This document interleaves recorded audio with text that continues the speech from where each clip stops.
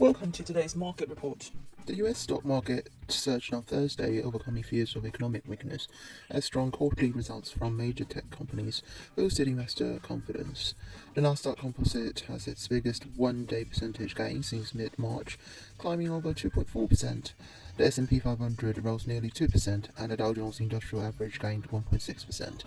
The rally came despite new data showing slower economic growth and higher inflation in the first quarter.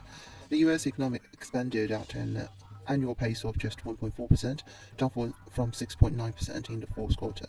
At the same time, the personal consumption expenditure price index jumped over 8% in March, the highest since 1981. While the data suggests the economy is weakening, inflation remains stubbornly entrenched. However, tech giants Meta, Microsoft and Alphabet all beat earnings expectations this week. Their success fueled optimism that corporate profits can remain strong despite the challenging environment.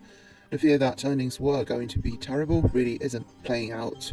It's tough to know how much good news is good news and vice versa when it comes to what the Fed has to do. The central bank is trying to curb inflation by raising interest rates, but doesn't want to slow the economy too dramatically. Strong earnings suggest that the Fed may have some breathing room, though persistently high inflation indicates additional tightening could still be needed. Major European indices and emerging market stocks also rose on optimism over corporate profits. Treasury yields climbed as investors weighed inflation risks and the possibility of a US default on its debt if Congress does not act to raise the borrowing limit. The 10-year Treasury yields exceeded 3.5% for the first time since 2018.